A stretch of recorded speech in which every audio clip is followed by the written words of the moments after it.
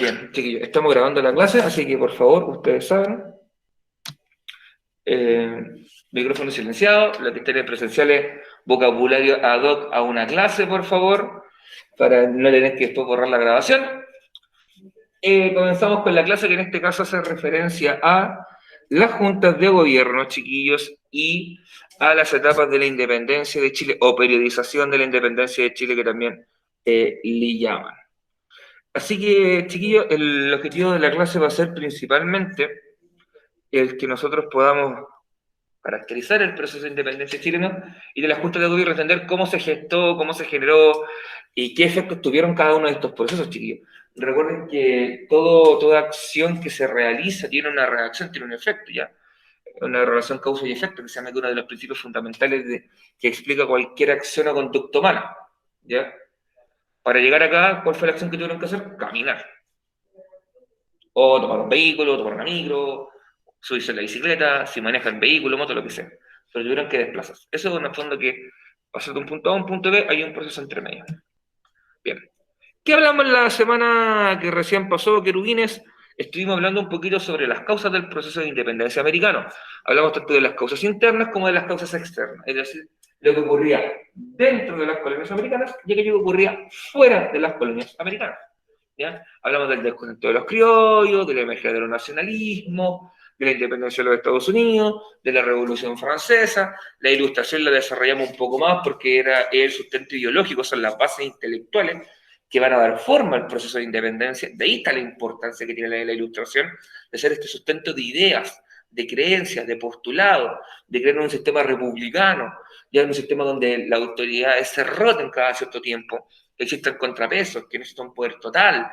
Todo eso, chiquillos, tiene que ver con la importancia de la ilustración. Y hablamos de tres autores, de Rousseau, de Montesquieu, de Voltaire, que yo le pregunto esencialmente te pediría que explicaras uno de ellos en pocas palabras, que la mayoría de chiquillos, por no decir su totalidad, lo pudo hacer bastante bien. ¿Ya?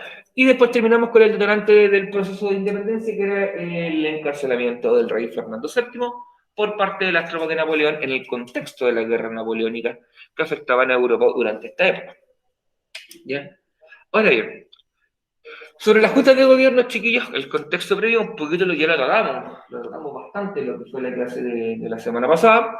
¿Ya? El contexto son las guerras napoleónicas. ¿Ya? Las guerras napoleónicas, chiquillos, en palabras simples, son las guerras que llevó Napoleón contra Europa.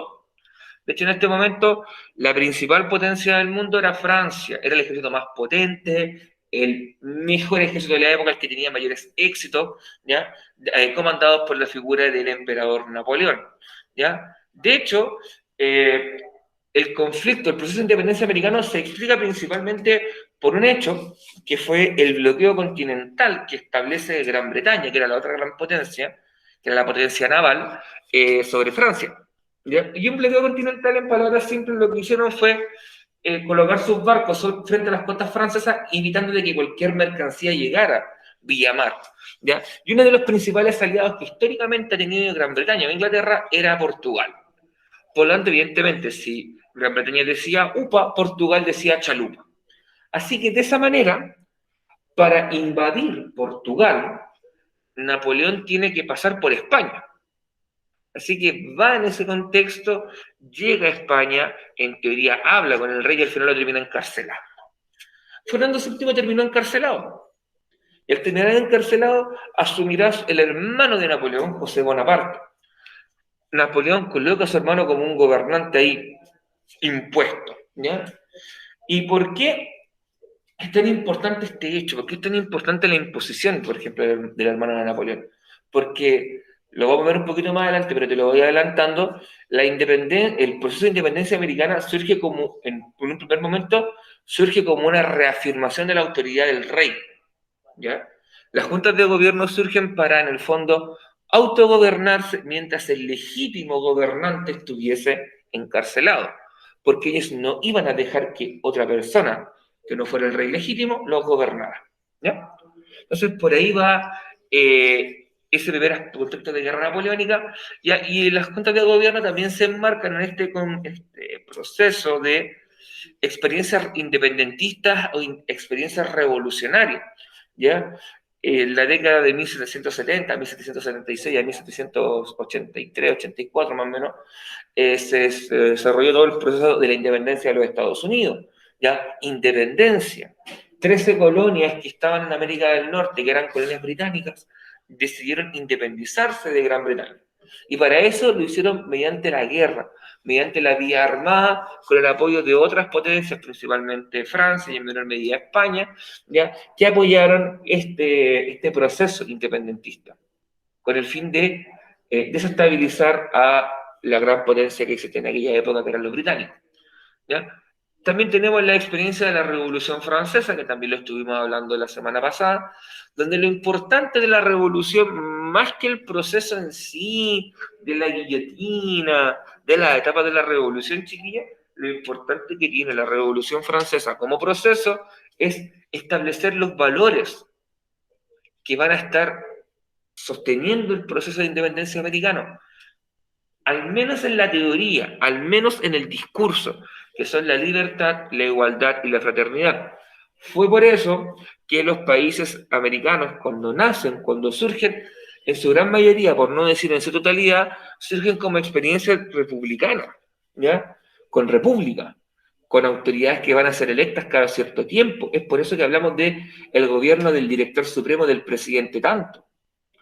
La existencia de un Congreso que de los primeros años de un Chile gobernado en junta de gobierno tuvo un Congreso o un Parlamento. ¿Ya? Son elementos, son signos que te van mostrando esta idea de ocupar los principios que establecieron la revolución, que a su vez venían de la Ilustración. ¿Ya? Y por último tenemos un tercer caso en América, chiquillos, que por lo general es uno de los más olvidados, que es el caso de Haití. El caso de Haití es bien particular, chiquillos. Haití era una colonia francesa, ya que compartía territorio con lo que hoy día es República Dominicana, en lo que se llamó originalmente la isla española, la española, ¿ya? Y en el caso de los haitianos fue una rebelión de esclavos, ¿ya? En Haití era un sector, una colonia, en la cual se extraía principalmente la caña de azúcar, ¿ya? Chiquillos, ¿alguno de ustedes sabe para qué se utilizaba la caña de azúcar en esta época? Que no sea la producción de azúcar, ¿no? ¿Alguien sabe, chiquillo? ¿Para qué se utiliza la caña de azúcar? Miren, les voy a dar una pista. Es algo que se mezcla con Coca-Cola, que hoy día se bebe mezclado con Coca-Cola.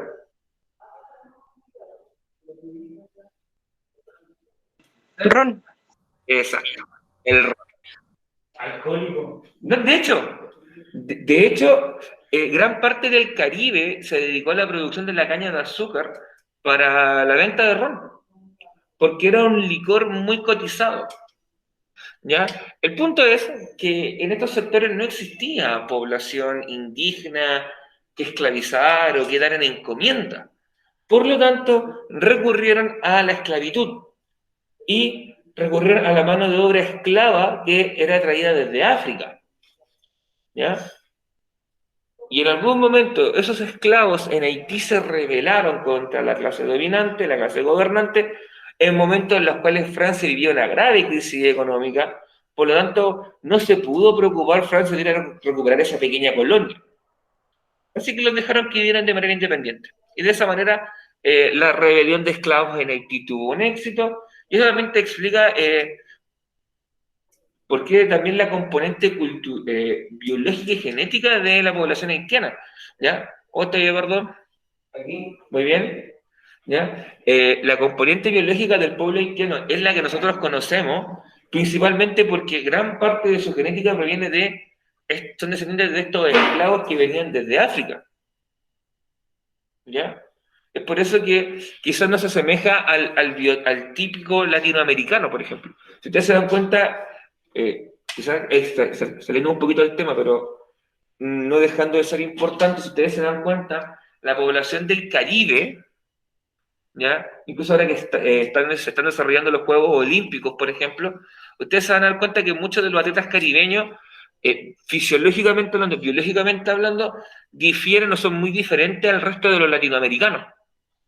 a pesar de que están dentro de esta gran región latinoamericana, y tiene que ver por su origen étnico, ¿ya? De que nosotros, los latinoamericanos continentales, vamos a hablar, descendemos principalmente del mestizaje entre indígenas y españoles. En el caso del Caribe, por lo general fue el mestizaje, en algunos casos, de español o europeo con afrodescendiente o entre afrodescendientes, y eso da una raza completamente diferente. ¿De qué país era? ¿Quién? Los atletas que difieren en genética. Los caribeños, pues fíjate, si tú ves los Juegos Olímpicos, fíjate en los atletas que son, no sé, de Granada, de Trinidad y Tobago, de algún país caribeño, te vas a dar cuenta que biológicamente o fisiológicamente tienden a ser un poquito diferentes. Nada, son como, es más cercano a lo que sería una persona de piel oscura, ¿ya? O afrodescendiente. De hecho, es una raza que genéticamente, que biológicamente es muy dada a las competencias de velocidad, por ejemplo. Fíjense, quizás si alguno de ustedes ve Juegos Olímpicos, fíjense que generalmente los primeros lugares por lo general son para gente de color, no son para gente de piel blanca. Yo tengo un poco de recuerdo de un atleta blanco que haya ganado una medalla olímpica, por ejemplo, en 100 metros planos o 200 metros planos. Son muy pocos. O lo mismo con resistencia, por ejemplo, los maratonistas. También tienden a ser gente, sobre todo ahí de África. Eso tiene que ver un poco con la componente biológica que tienen los pueblos, ¿ya? Y en el caso haitiano tienen una componente más bien de su descendencia de esclavitud, ¿ya? Bien, ahí tenemos, chiquillos, un par de imágenes que nos ilustran todo lo que he estado hablando hasta el momento. Arriba tienen la imagen, un dibujo, no sé si era un cuadro de la época, pero te muestra un poquito esta idea de la independencia de Haití, ¿ya? La independencia de Haití, como ustedes se dan cuenta, no tiene como la típica imagen o la típica imagen de la guerra de independencia en Chile, por ejemplo, ¿ya? Porque en el caso de Haití fue una revuelta de esclavos, vuelvo a insistir en el tema, fue una rebelión de esclavos, ¿ya? Y ellos en el fondo se levantaron contra el opresor, ¿ya? Aprovecharon el momento y la circunstancia. Es interesante, en algunos casos, cuando se estudian estos procesos, darse cuenta de cómo fue el primer país latinoamericano que se independizó Haití, pero su proceso histórico a nivel de la política fue bastante turbulento. Nunca fueron capaces de estabilizarse como país, ¿ya? Y eso ha llevado a tener los problemas que tienen hasta el día de hoy. Piensan que hace menos de un mes tiene que ser asesinaron al presidente de Haití en su casa. O sea, eso te habla un poquito de la inestabilidad, de los riesgos que se viven en ese país, lo cual también te explica, por ejemplo, por qué mucha gente migra del país, buscando mejores oportunidades, ¿ya? Y abajito tenemos un maravilloso invento, ¿ya? Que es la guillotina. La guillotina, chiquillos, históricamente ha estado asociado a la Revolución Francesa, ¿ya? ¿Por qué? Porque era el medio en el cual se ejecutaban a aquellos que eran considerados enemigos o contrarios a la revolución. Por ejemplo, la familia del rey Luis XVI, que fue el último rey francés, fue ejecutada en la guillotina, ¿ya? Aquellos que conspiraran contra la revolución fueron ejecutados con la guillotina, ¿ya? Y de ahí que quedó en el fondo asociado a la idea de revolución o a la idea de algún proceso de revuelta social. Se asoció en el fondo la idea de la guillotina. De hecho, existen expresiones como a este chiquillo a esta persona le va a aplicar la guillotina, ¿ya? Que no se refiere evidentemente que yo vaya a tomar a una persona y la vaya a ejecutar con la guillotina, sino que vamos a hacer algún escarmiento público con esa persona, ¿ya? Yo recuerdo que en mi época de estudiante escolar los profes decían, para que el curso se calme, no basta con que un par pasen por la guillotina. Eso quiera que un par de cabros del curso pasaran la interrogación, se sacaran un 1 y el curso se calmaba. Porque el profesor decía, ¿continúo con el resto del curso? No, ya listo, cálmense. O sea, el concepto de la guillotina, chiquillos, quedó instalado como en el fondo un método de ejercer miedo, ¿ya? Y de hecho, la guillotina estaba como en la mitad de la plaza de París y de las principales ciudades de Francia donde se ejecutaba gente, ¿ya? De hecho, quizás suene como algo un poquito barbárico, un poquito terrible, ¿ya? Pero en muchas ciudades de todo el mundo, en el pasado, existía un lugar donde se ejecutaba gente, ¿ya? que sanó con la guillotina. Existen otros medios de ejecución, por ejemplo, era muy común, quizá usted lo habrá visto en películas del Medio Oeste, pero por ejemplo cuando ahorcan a una persona, lo condenan a la horca, ¿ya? Que le colocan la soga, lo paran un piso que es un piso falso, y con una palanca se activa un mecanismo, se abre el piso, el tipo cae y queda colgado así, ¿ya? De hecho, quizás los más chicos no Sale en las saben. películas. Sí, por las películas, y de hecho ese método era real, ¿ya? Ese método de ejecución vía ahorcamiento, ¿ya? De hecho, vuelvo a decir, quizás los más chicos, los que son menores que yo, no saben, pero la última ejecución que se realizó en Chile fue en Quillota, Qué rico. en la cárcel de Quillota el año, si no me equivoco, 85, y la gente que es mayor que yo me va a ayudar, porque yo no nací para esa época todavía, que fueron los psicópatas de Viña del Mar que ejecutaron en la cárcel de Quillota, que fue, si me equivoco, el año 85, fue la última vez que se aplicó la pena de muerte en este país, hasta que finalmente se deroga o se elimina de la Constitución o de los códigos penales en la reforma, si no me equivoco, del año 2001. De hecho, Chile hasta finales del siglo XX seguía manteniendo la pena de muerte, era de los pocos países en el mundo donde se seguía aplicando la pena de muerte, en Occidente. ¿Ya? De hecho, quedó la pena de muerte remitida solamente a un delito, que es un delito que es muy difícil que se dé, porque tenemos que estar en un estado de guerra, que es el delito de traición a la patria. Es el único delito del cual se paga con la vida. Pero para eso tendríamos que estar en guerra con otro país. Así que es prácticamente imposible que se dé a corto plazo. Provocamos una guerra. ¿Ya?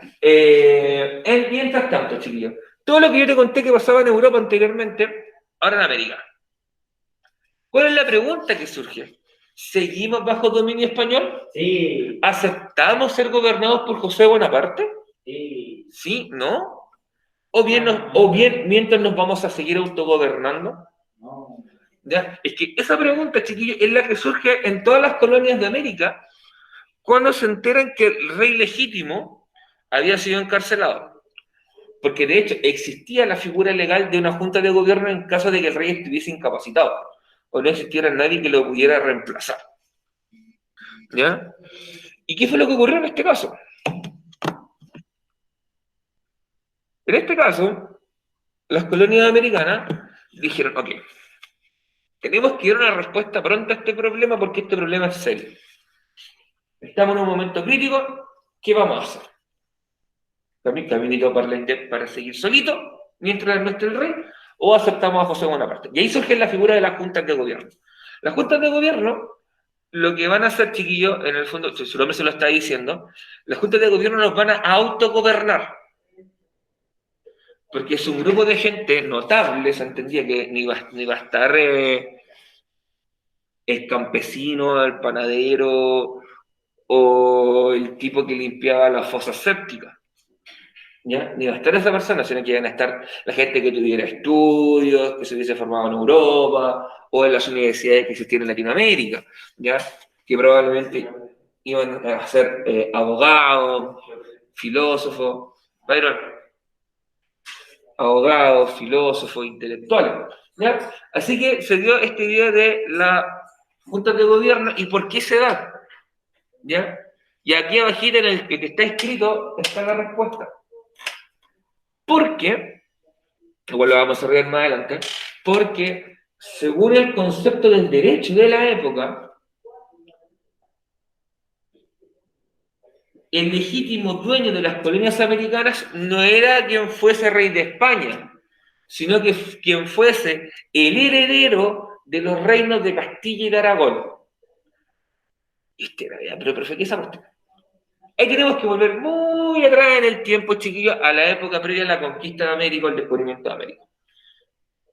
Antes de que existiera España como país, existían reinos más pequeñitos.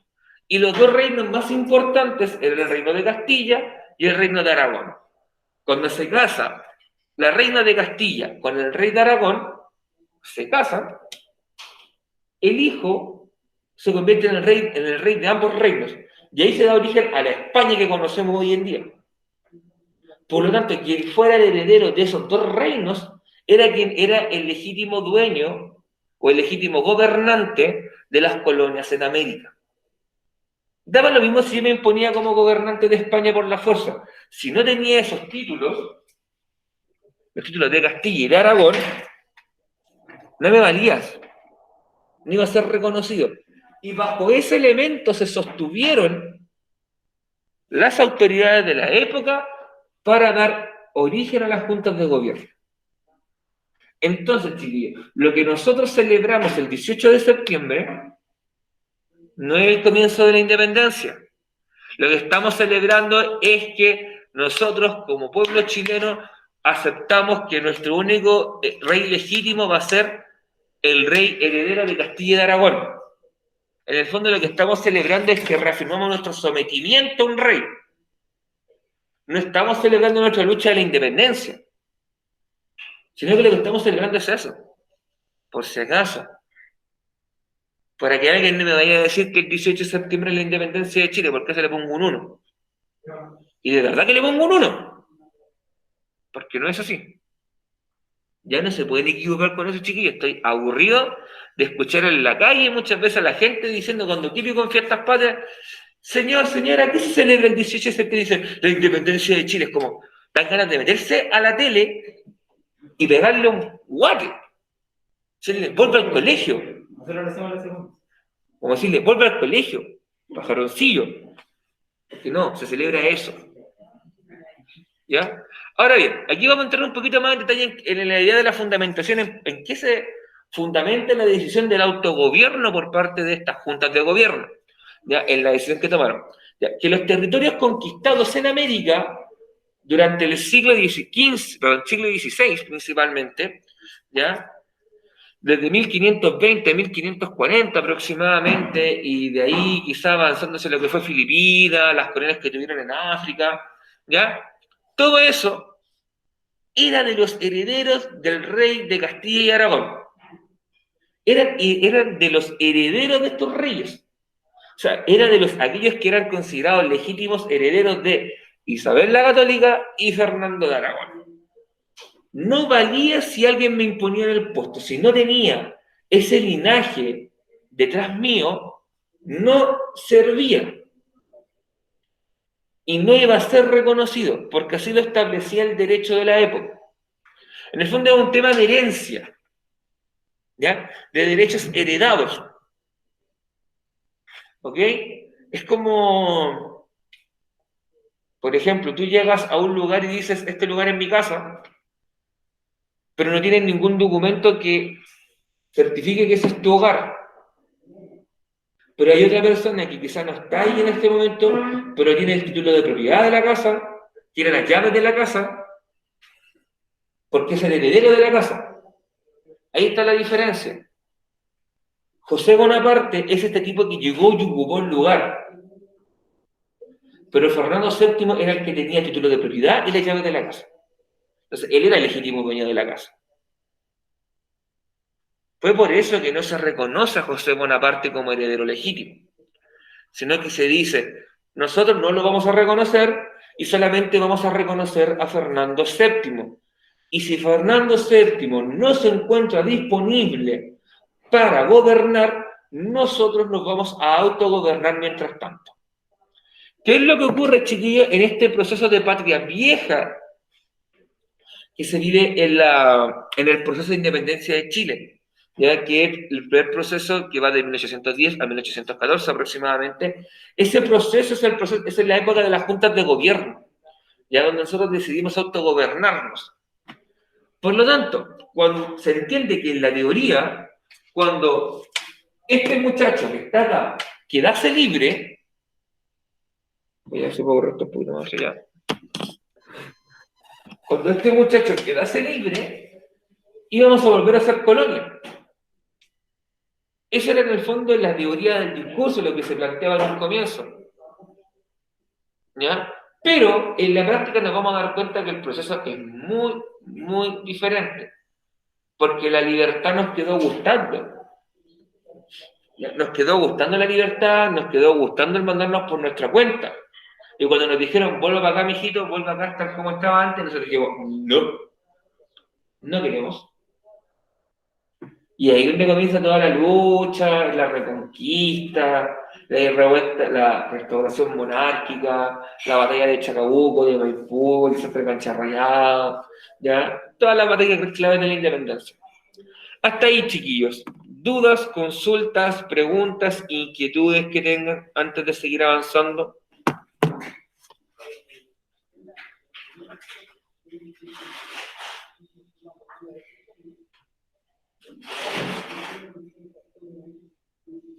¿No hay dudas, no hay consultas, no hay inquietudes, chiquillos? Ya. Bien. Entonces continuamos. Ya. Ahí tenemos a nuestra mano izquierda José Bonaparte. ¿Ya? Él era el hermano de Napoleón. De hecho, a José Bonaparte le tenían puesto un apodo que era Pepe Botella. ¿Alguien se imagina por qué a una persona, a un personaje, le dirán Pepe Botella?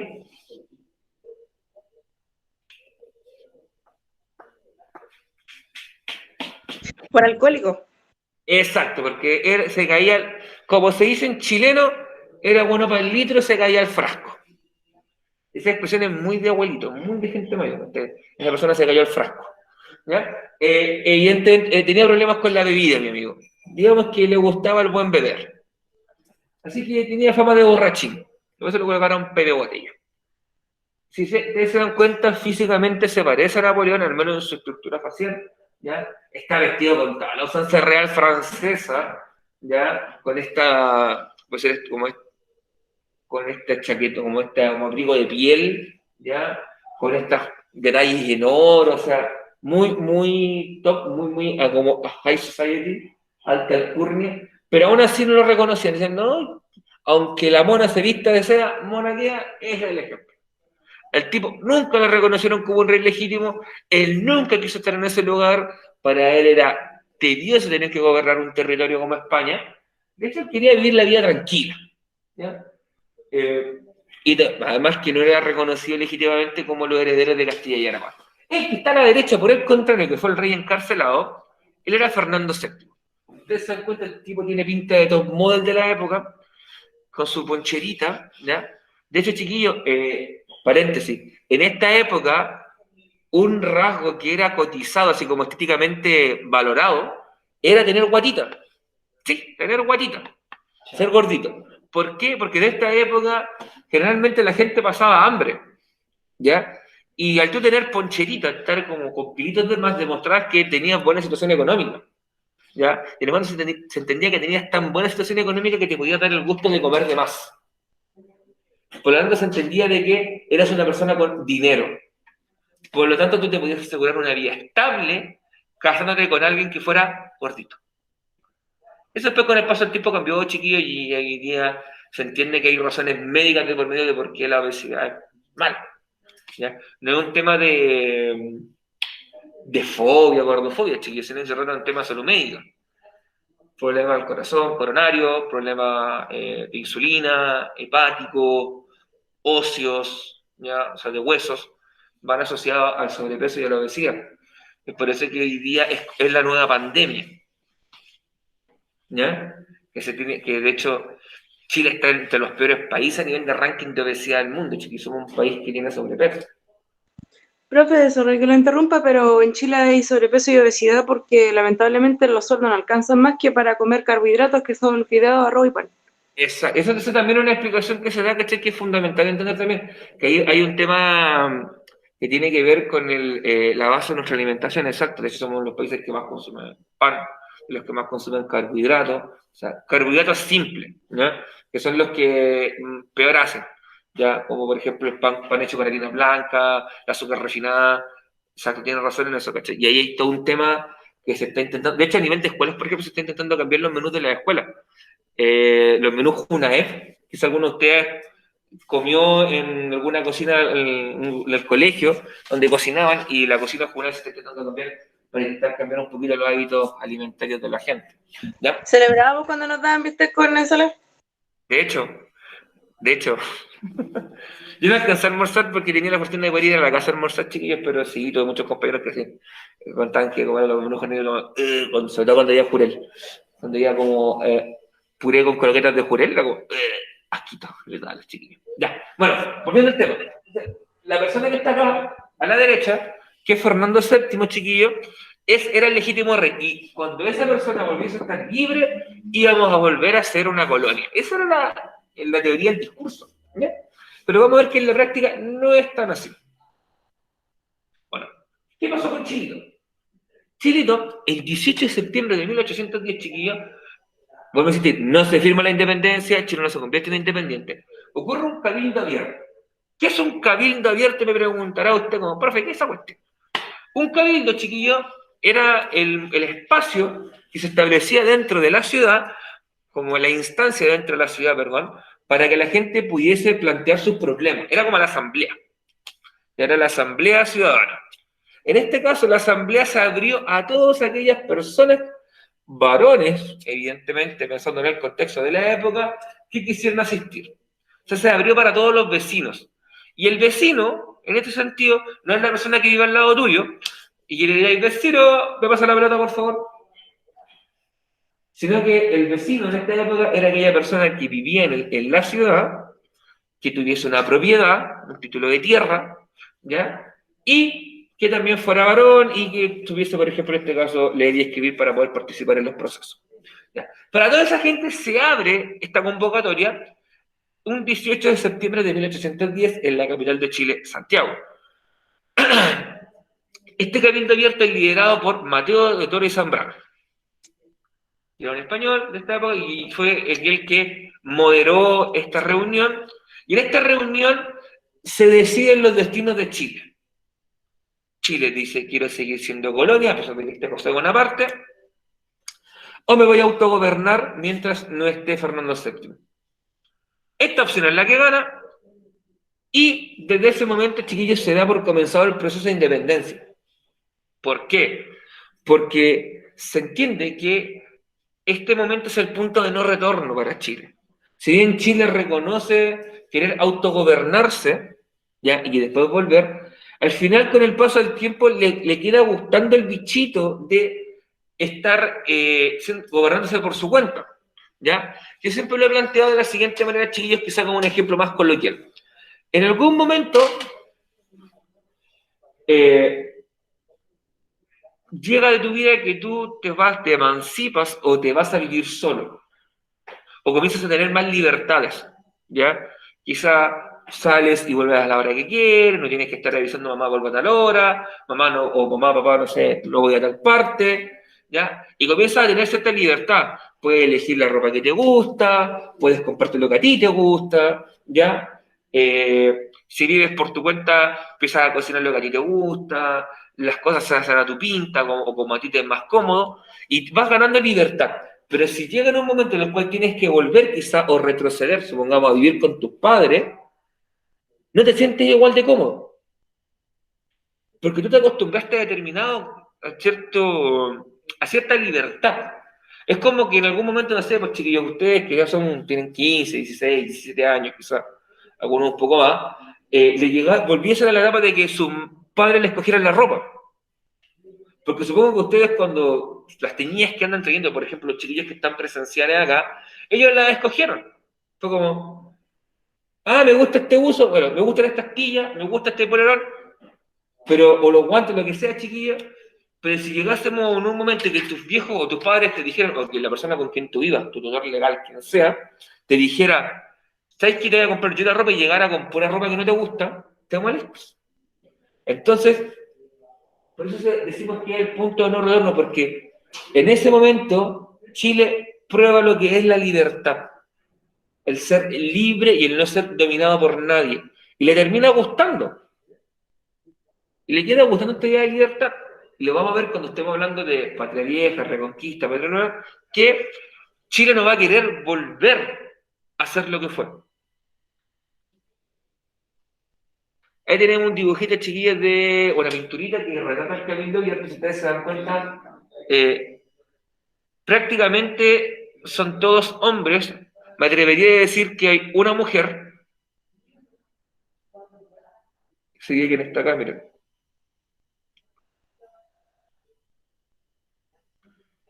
¿Por qué? Porque creo que tiene algo que se asemeja como un moño, una traba o algo de cabello que el resto de los muchachos no tienen.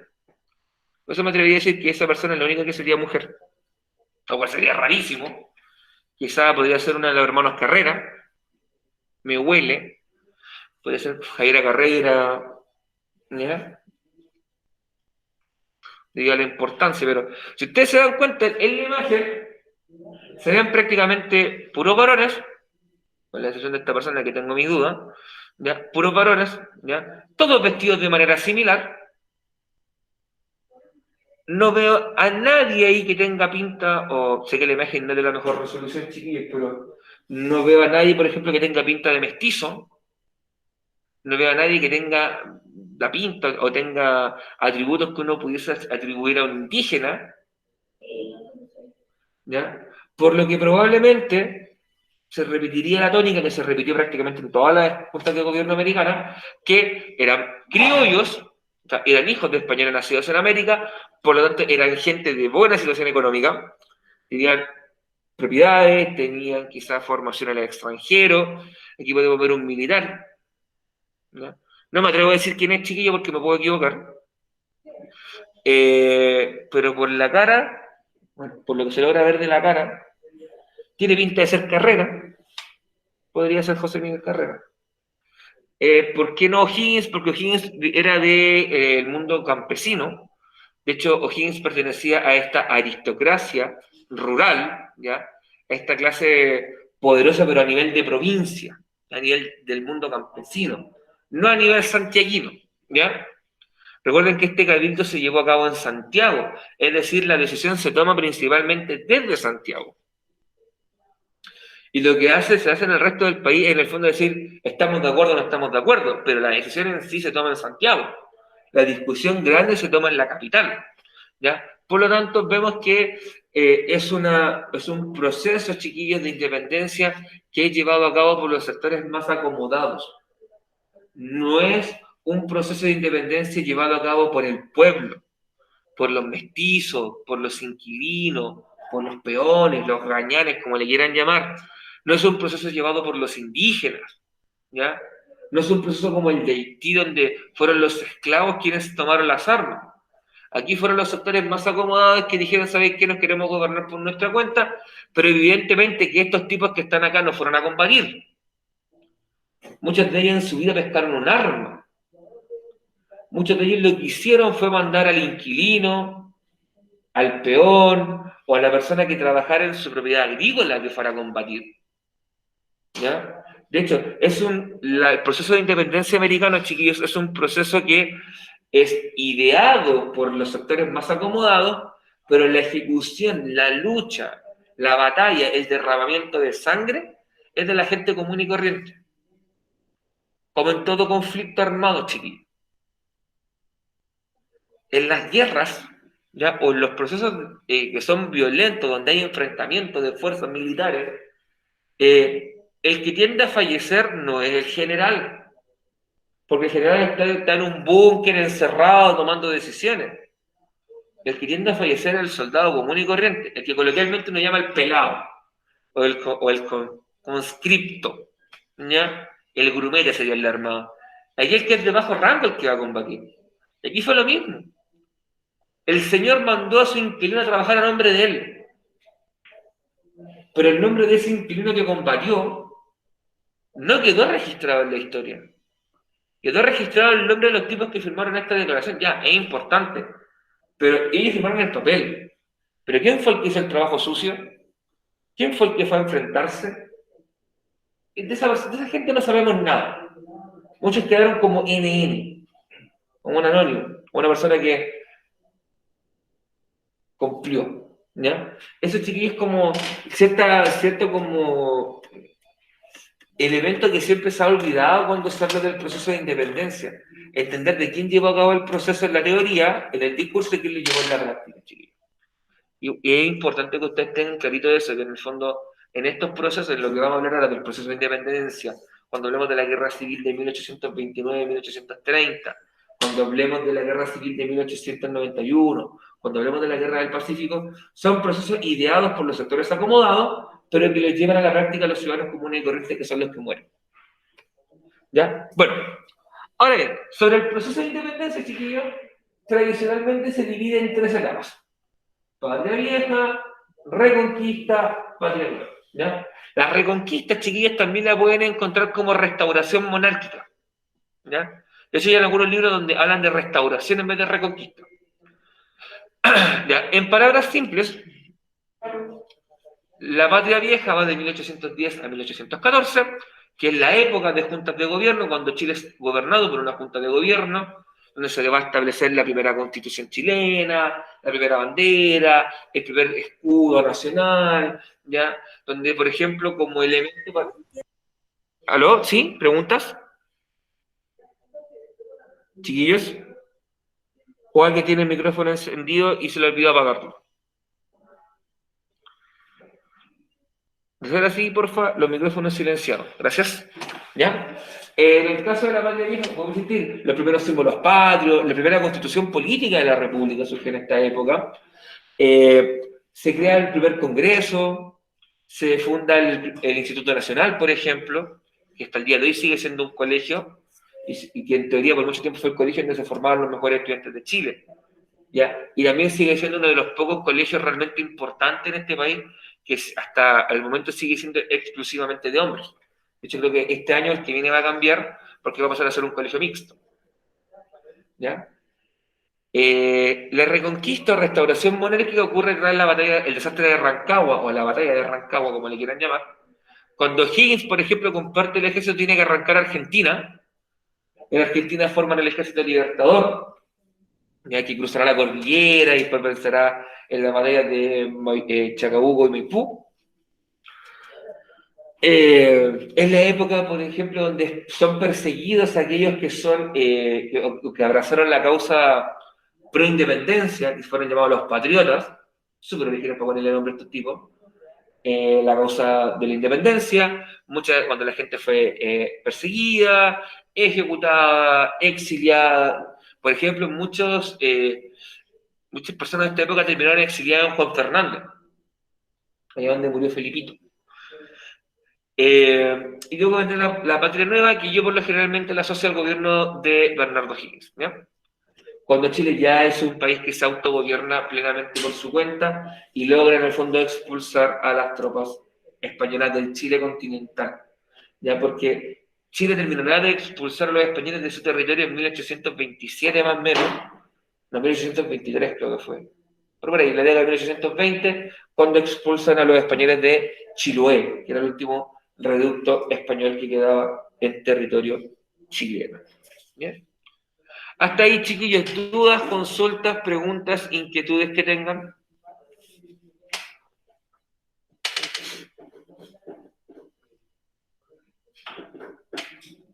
¿No? Ya. Entonces, chiquillos, voy haciendo un pequeño recordatorio de lo que hemos hablado, porque pasaría para la segunda parte de la clase. Lo que hemos hablado hasta el momento, chiquillos, es recordar qué son las juntas de gobierno, el por qué surgieron, cuál es el fundamento jurídico que existía en la época para explicar el porqué de las juntas de gobierno y por qué José Bonaparte no era el rey legítimo de España y sí Fernando VII, y por qué las colonias americanas lo iban a reconocer. Y también hablamos un poquito sobre lo que fue el proceso chileno, chiquillos, sobre todo recordando que el 18 de septiembre se celebra la primera Junta Nacional de Gobierno. No se celebra la independencia y nada por el estilo. Se celebra solamente que Chile reconoció a Fernando VII como su rey legítimo. Y que en el fondo nos vamos a autogobernar.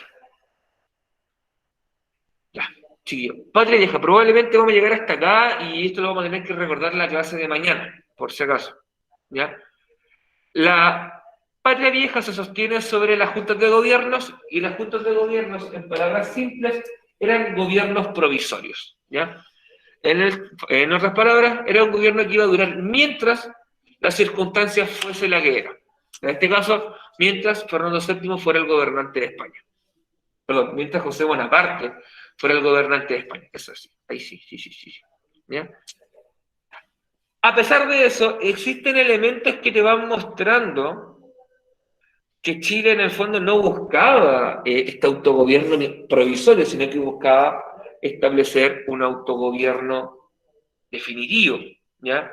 Por ejemplo, el primer símbolo, tener una constitución política propia que establezca que somos un país autónomo, ¿ya? ¿Qué país o qué territorio que en el fondo se está autogobernando por mientras va a establecer en su texto fundamental, en una constitución política, que son autónomos y que nadie va a ingerir en ellos o va a interferir en ellos? Un país que quiere ser independiente, ¿ya? De hecho, no recuerdo, creo que el artículo 6 de la Constitución el reglamento provisorio de 1812, si no me equivoco, 1811, que establece en el artículo 6 esta idea del autogobierno, ¿ya? Lo cual ya te dice, este país quiere autogobernarse, no quiere en el fondo un autogobierno provisorio, sino que quiere un autogobierno con todas sus letras, ¿ya? Además, chiquillos, se van estableciendo los primeros símbolos patrios. La primera bandera nacional, que tenía los colores amarillo, bueno, era azul, blanco, amarillo, ¿ya? Y también el primer escudo de armas. Y el primer escudo de armas era bien interesante, porque no tenía al famosísimo cóndor y huemul, sino que tenía a un hombre y una mujer indígena, en el fondo reconociendo ese origen histórico indígena que teníamos, con armas propias de los indígenas. Se tenía una lanza, luego tenía un garrote y una lanza, ya en el fondo que eran armas bien primitivas, rudimentarias, que utilizaban los indígenas cuando llegaron los españoles, ¿ya? Por ejemplo, en el caso de la bandera tenía esos colores porque la típica, el azul es el cielo, el blanco es la nieve. En este caso, chiquillos, ¿a alguien se le ocurre por qué el color amarillo? No. ¿Por qué la primera bandera nacional habrá tenido el color amarillo? Porque el color rojo de las banderas, por ejemplo, tiene que ver siempre con la sangre derramada por la lucha independentista, ¿cachai? De hecho, ese es el simbolismo del color rojo que tiene en la bandera chilena, ¿ya? Pero el color amarillo de la primera bandera, ¿a alguien se le ocurre por qué? ¿Qué producto básico de nuestra alimentación tiene el color amarillo? ¿Ah? ¿Quién dijo eso? El trigo. Tiene que ver con el campo. Tiene que ver con los campos de trigo que tenía Chile. Recuerden que en esta época, bueno, quizás no lo recuerden porque lo hablamos hace mucho tiempo cuando hablamos del mundo colonial, Chile era un importante exportador de trigo, ¿ya? Chile exportaba trigo en grandes cantidades en este momento al Perú, ¿ya? Posteriormente se va a mantener, chiquillos, con el paso del tiempo, y Chile va a exportar grandes cantidades de trigo a lugares como California, Australia, ¿ya?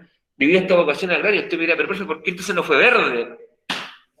Porque la idea no era representar el campo como tal, el campo, sino lo habíamos pintado café, pero café era muy feo.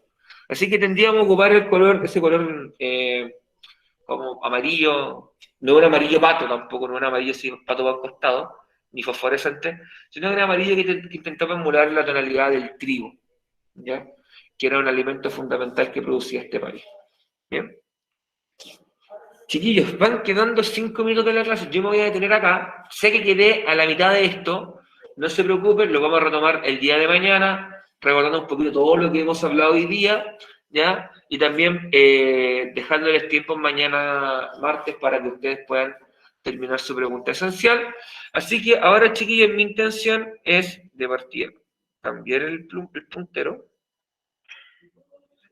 e irme a la pregunta esencial. Ahí está la pregunta esencial, chiquillos, dice: elabora un cuadro comparativo donde caracterice los 3 periodos de la independencia de Chile. Ese es el objetivo de la pregunta esencial, chiquillos, así que probablemente con lo que desarrollemos en detalle mañana, ustedes tendrán las herramientas necesarias para poder, chiquillos, para poder desarrollar su pregunta esencial. Recuerden que el plazo que tienen para la pregunta esencial, chiquillos, es el día viernes a las 10 de la noche, horario chileno. ¿Ya? O el Chile continental, como diría algún periodista. Ahí se les mandé igual por fotito, chiquillos. Recuerden que dice: elabora un cuadro comparativo donde caracterice los 3 periodos de la independencia de Chile. Chiquillos, yo voy a... todavía ustedes no se desconecten, no se vayan. Yo voy a cerrar acá en mi teléfono.